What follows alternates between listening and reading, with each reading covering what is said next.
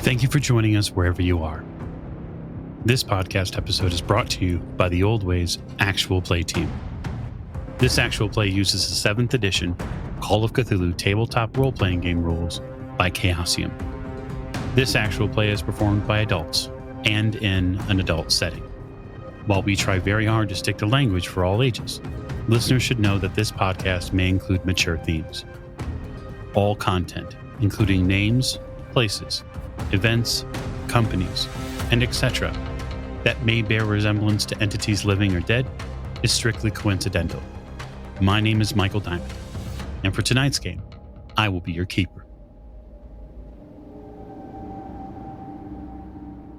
Thank you for joining us again on another episode of the Old Ways podcast. I am your keeper, Keeper Michael. We return to Masks of Nyarlathotep for this special spotlight episode with everyone's favorite doctor. And so I'll let the doctor introduce himself.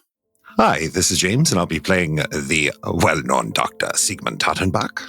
And, it sounds like I'm having a nap, so might as well get some things done, you know. Yeah, you might as well get some things done. So the last time we saw you on camera, you had put yourself into a wonderful trance, perhaps with a bit of the leftover hash that you had secured in a different country, and you'd put yourself into a nice, deep trance, then suddenly slipped out of your body. When doing so, you had noticed 2 very large feet, which were attached to 2 very long legs, which seemed to extend out of the ceiling of the room that you were in. And floating up, you saw this Dreamlands version, perhaps a aura or image of the tiny little creature in the cage that you have, which in this space is not so tiny. And the cage is nowhere to be seen, yeah? Yes, correct. It's not like proportionately large and just looming around the whole place that we're in. No, but the creature does seem to be stationary, at least for the few moments that you've been floating here. It doesn't seem to be able to move. But it is definitely looking around. With that one eye, it sort of seems to scan the space. It acknowledges you with a bit of a, I guess, chitter is the best word for it. Mm-hmm. Well, I present myself to it as like I'm meeting someone, a bow and an formal introduction. Mm-hmm. Good evening, friend. I don't know if you can understand me here, or if perhaps you are still of the animal cunning that you have in the waking world, but my name is Dr. Sigmund, and I believe we will be traveling companions for a short time. It stares at you, seems to hone in a little bit with that eye. You can watch, given that it's so big, you can see the eye, the focal of that lens change. And it chitters a little bit. You don't really get a positive or negative impression, but it does acknowledge your presence. Doc holds his hand up. Well, I am going to go see some things. You stay here and keep an eye out for things, yeah? I mean, keep a watch on things. I'm going to go. You see it almost like a 8 or maybe 9-year-old kid. The shoulders slump a little bit. There's an exhale, and it watches you leave. Noticing that it stops and it slumps a little, I turn back around. Would you like to come with, my friend? Its head peers down back to the building. You can't see your body from where you're at, but it peers back down. You are bound to your physical form, yeah? And I don't know of a way to take it with me. All right, well, I will not be gone long. It barks. I think that's the best equivocation I can make. It makes a really, like a sound. Okay. Doc gives it an acknowledged nod and floats off in the direction that he feels the tea house, knowing that the Dreamlands isn't a specifically, it would be quote unquote that way. Mm-hmm. It's directional, but only in the rudest of, like, rudimentary ways possible. You float off the building, still in the air, and continue your pace, floating until you eventually softly come back down to, I guess, ground in a manner of speaking. The buildings here are very much symbols of this, I guess, the overall emotional state of the place. Like there are a series of beautiful, vibrant yellows, reds, greens, different colors that sort of pock the landscape here. And instead of these standard corrugated metal or steel shacks that are present in a lot of Swahili town and those Somali town, those sort of parts of Nairobi, these are conical. They almost remind you of evergreen trees that you'd seen in Chicago. They're wide, and they sort of sweep through the landscape here, and you can see them in different pockets.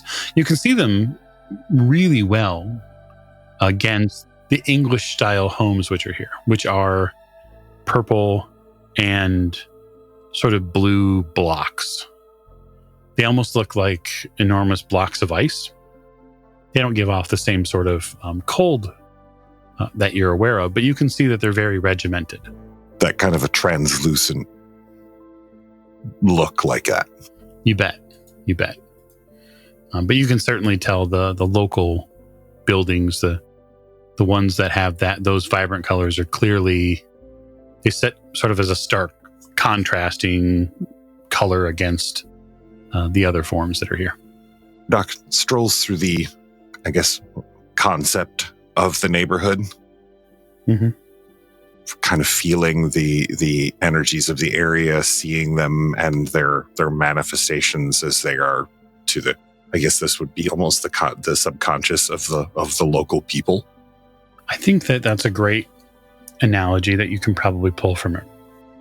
And you can tell the difference, the vitality, the vibrancy of the shapes around you do seem to correlate. That said, finding your way through them is a little bit of a challenge. It takes a few moments to figure out the puzzle. And the puzzle piece is that all of the vibrant, conical-shaped local structures are interwoven. They form almost like a mesh. And so they overlap one into another, into another, into another. The blockhouses are different. They're separate. They can be separated. They don't intermingle at all. They don't have that almost a weave of life that's going through them. Yep. Doc marvels at the complexity of the minds that have put this together, although the minds themselves won't ever, probably most of them, experience this amazingness. And then shakes his head a little bit and begins to look specifically for heavy traffic areas, which I guess in the weave would probably be thicker parts or more vibrant parts. Mm-hmm. Yeah, you bet. Finding those marketplaces is not terribly difficult because the trails from these conical buildings almost weave these streams, these rivulets of color, green and yellow and red, and these beautiful colors from these conical buildings stream out, creating footpaths. And you see where they congregate. You see where these marketplaces are in the Dreamlands. There are beings there as well. Doc decides to check one of those out. That would probably also give him a fairly interesting notion as to the local commissary attitudes as well as the merchants in the area. And who knows, it might lead him to other places. So he's going to let his curiosity lead him by the nose. You know what they said about curiosity, though? The cat was totally fine and everything was okay. That's correct. Everything totally fine. Nothing ever bad happened at all to that cat. The paths here that lead into these marketplaces, there are creatures here. Tall. They are a bit strangely shaped. At the top of their head seem to have very large mouths, powerfully built arms, and the limbs sort of bifurcate at the elbow, which instantly reminds you of the creature. But these seem to be just enormous, like by comparison. These have to be 10, 15 feet tall, each one of them. And they're sort of milling about this space. The main body's as large as a barrel. But for whatever reason, they don't seem to react to your presence. Are they doing labor, conceptual labor in the marketplace? They do. They do seem to be moving things around. Okay. I let them work. I don't interrupt them. I don't know if it would be good to let them or to interrupt them anyway, especially if they are a conceptual spirit of commerce and work. It would probably not be great for the marketplace for me to go, poking that with a stick. Fair enough. Floating about the marketplace, you can watch those colored paths as they lead you north to a spot not too terribly far away from that first heavier marketplace. This definitely has a different feel to it. The colors here, the vibrancy of the red changes quite a bit, and it's definitely on more display. And then you get the first tinges of gold in some of the architecture here. The houses are no longer conical. They're in sort of strange swept form. So all of the roofs are more like A-frame houses here with adornments on the top of them. So these look to be more sophisticated concepts? Yeah. Okay. Interesting. Doc casts about directly, or not directly, but for the rough direction of the tea house as he's walking along and examining these houses. He wants to see how the concepts are changing as he gets closer to where he's going, if the gold increases. It does seem to. It does seem to increase slightly. And you get to this place where there's as you look down, there's almost a tree branch style pattern of all the colors that move in and out. Doc puts his hand on it briefly to see if he can feel the energy going through it, or if it's more of just a visual thing. There's definitely some energy flowing through here. You get the sense of friends talking, of relaxation, of the need for a drumbeat in life, a constant. And that's when you smell oranges, and then clove, and all of these other botanicals start to come in towards you. He definitely follows his senses on that one. You follow it to the doorstep of one of these locations, and the doors to this building are closed. Close to me? As you look at them, they appear closed. Doc attempts to open one of the doors. Yeah, you reach up and reach for the handle, and you get a sort of immediate flash, like a hot stove flash on your hand. He instinctively jerks his hand back. It's the concept of pain, essentially. Yes, that's the exact concept. The concept is pain. Okay. You even feel your fingers throb a little bit, almost as if they're numb. Interesting. I have to remember to put some salve on that later. Someone does not want me to come here. Doc, are there door knockers? No, there are not. There are two twin handles. They're vertical handles. And under closer inspection, you see that they appear to take the shape of a long lizard with a big head. Doc takes a handkerchief from his pocket and wraps it around his hand and attempts the door handle again. Does he get a similar reaction? You do. You get a similar reaction. And the colors at your feet of so many different traffic steps, they ripple a little bit. And you watch as these tiny rivulets of color begin to get overcome by a sort of dark and purple shade that starts eking its way out of the cracks in the door. Doc backs up some away from the door and examines this purple energy to make sure that, first of all, make sure he doesn't touch it and that it doesn't touch him. But moreover, he also wants to make sure that no other energies or entities are coming from behind him in regards to this. Sure. You get a check of your bearings really quick just to be sure that everything is okay. And then you examine the energy here just visually at first.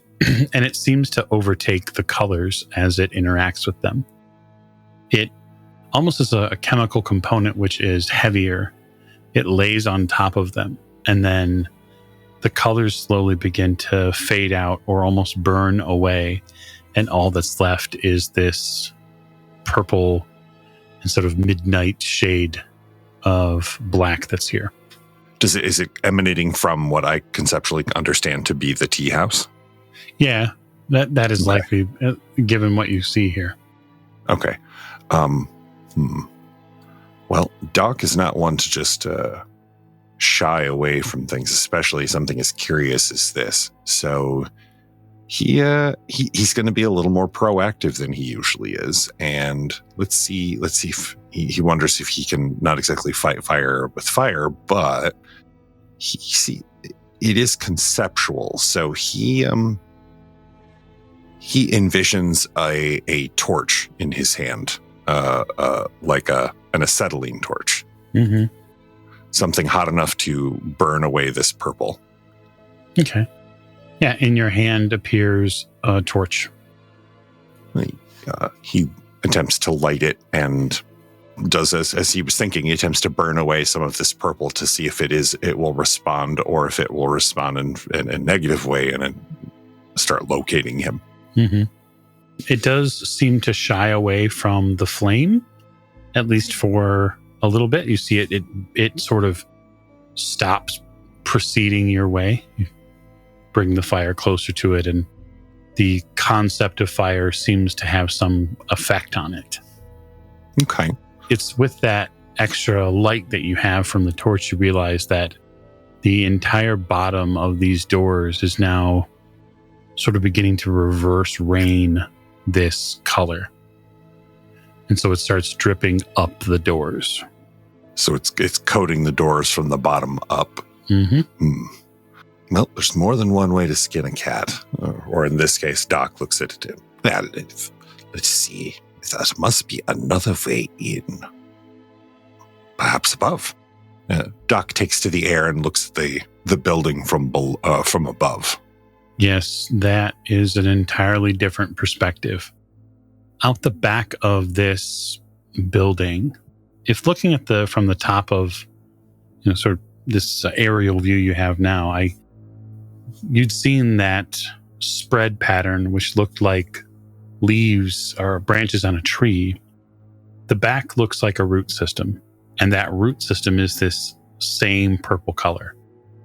And it echoes out from the back of the tea house, probably 4 or 5-fold in distance.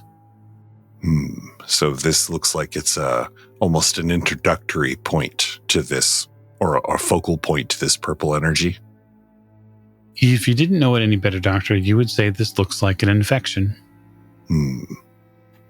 Well, sometimes you want to deal with an infection, you have to call a doctor. So Doc looks at this purple infection, this infected vein almost, or a celestial circulatory system, if you will. Sure. He wonders if he can administer antibiotics. Okay. A medicine, if you will. He changes the torch to literally just a salve or a topical ointment that he can put on this purple from a distance. The wood of that torch morphs into a deep bowl. And in that bowl, there is something that is sticky and sort of earthy smelling. It doesn't rightly smell like a doctor's office or a vat of cleaning supplies. But in your mind, you understand it to be some sort of salve. It smells like healing to me would smell. Mm-hmm. All right, well, this is probably going to burn like a bastard, but Doc is used to that, so he burns are an old friend. So Doc dips his hands in the salve and places them on this purple nastiness. Mm-hmm. And attempts to do what he does best, which is apply the healing arts in one form or another.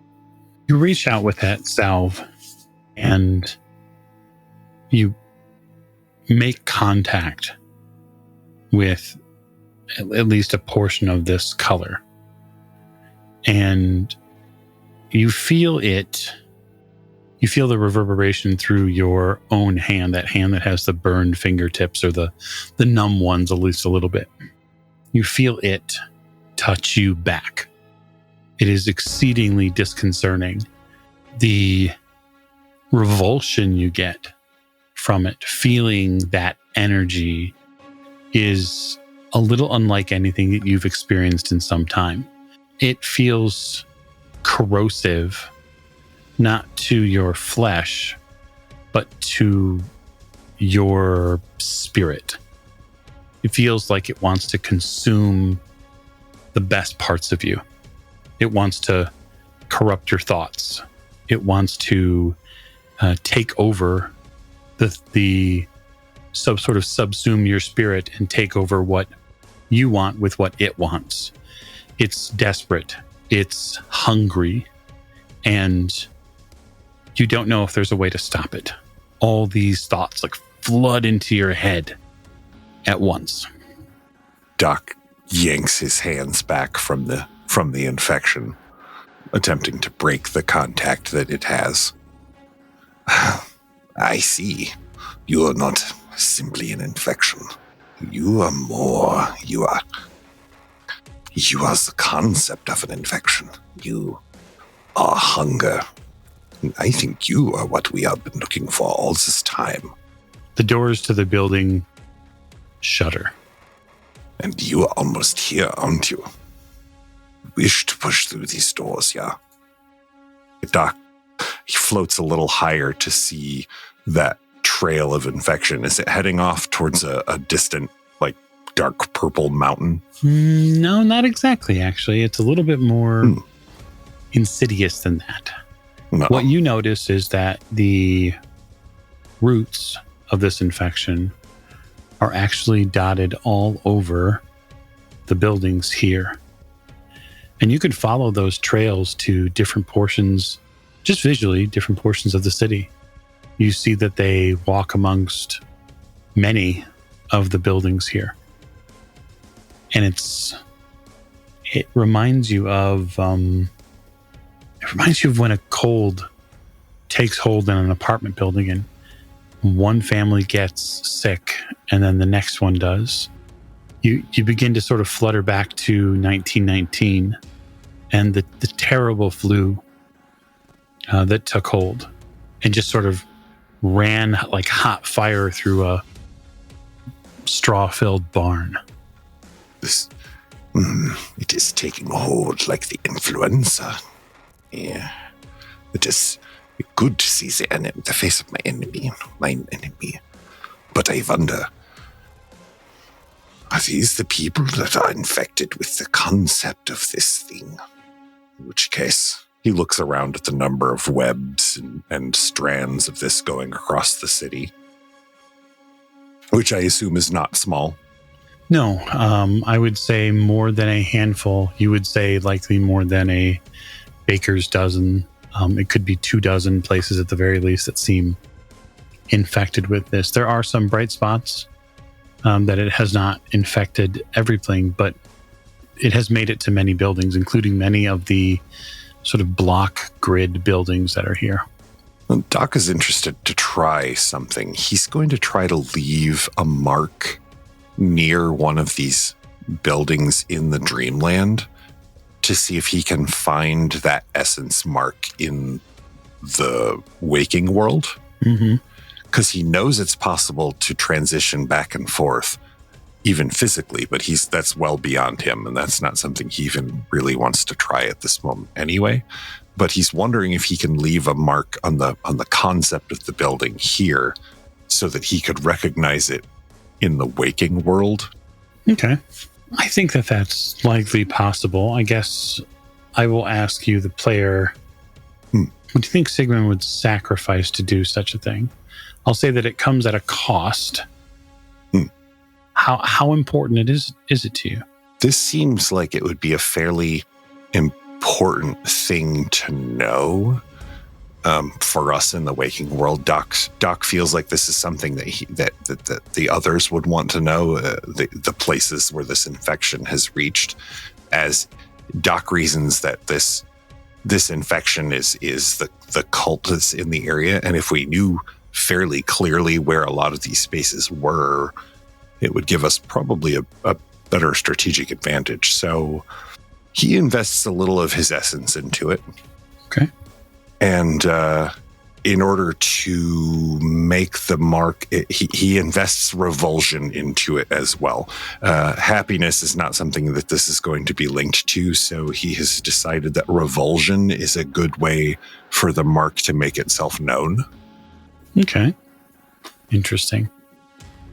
So what I'll say functionally is that it's going to cost you 2 points of magic, which will take some time to return. Right. They're invested points. Correct. Definitely not 1 per hour. No. Doc is willing to invest those points until they either leave the area or he sees the marks. Okay. So they would basically essentially be temporarily, permanently gone. I would just say that you invest them, and that there'll be an indeterminate time when they come back to you. Perfect. But the doors to this place rumble again. Doc is part of him wants to almost lance the boil and open the doors, but part of him is actually fairly afraid of what might happen if he does open the doors. But Doc has never been one for caution. Okay. Curiosity over caution. Okay. So he has to witness what's going to happen when those doors bust open. I guess how would you go about breaching the doors? Would you reach out to them? Would you grab onto them and try to fling them open? Doc has learned his lesson about psychophysically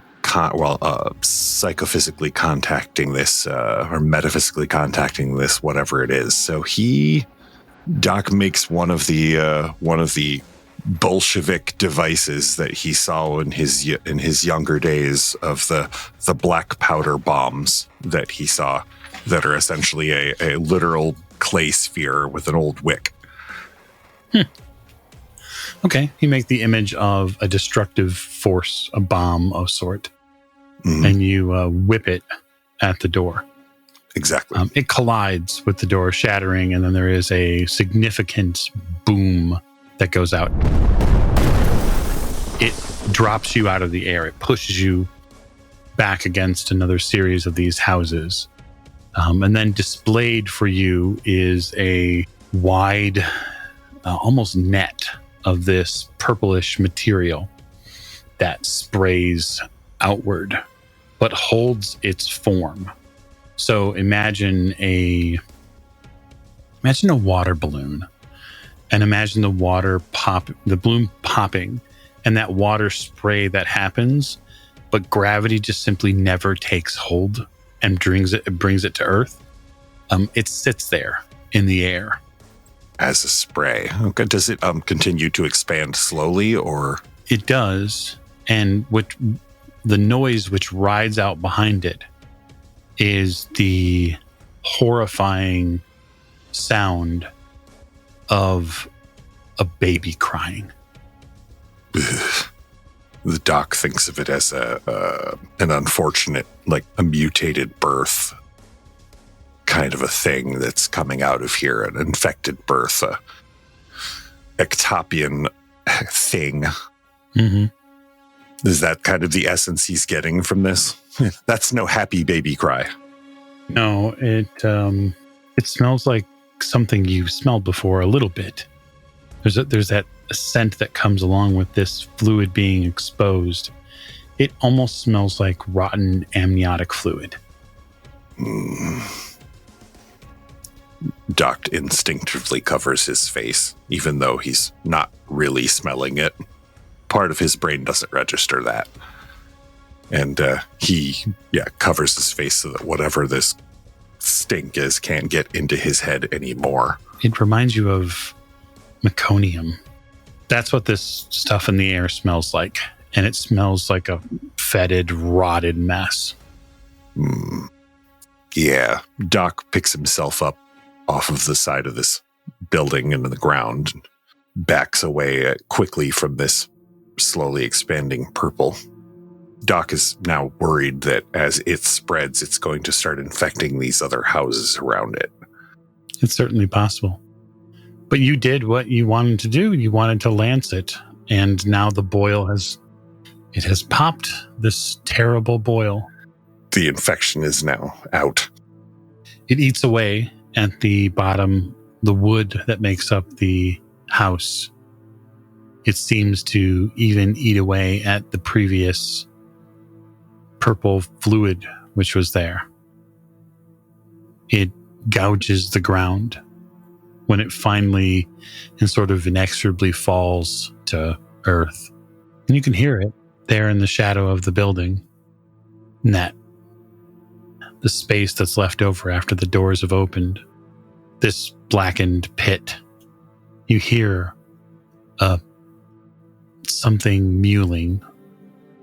You're not sure if you would call it a baby. There's something different about that sound. It's not a pleasant sound. It's a sound that gets into your ear canal and fights for dominance. And it's coming out of the gaping wound hole where this door used to be, or kind of is. Right.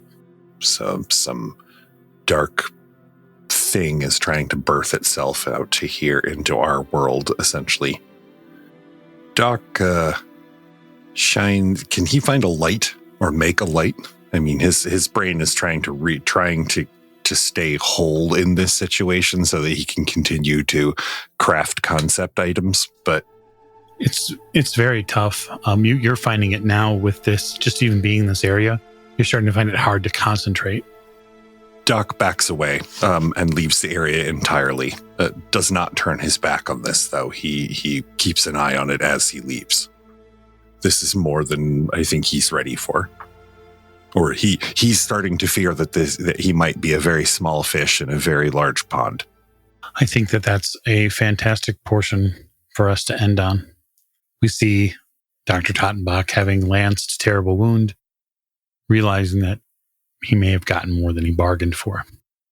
So I'll thank James for his time, and then we'll see you next episode.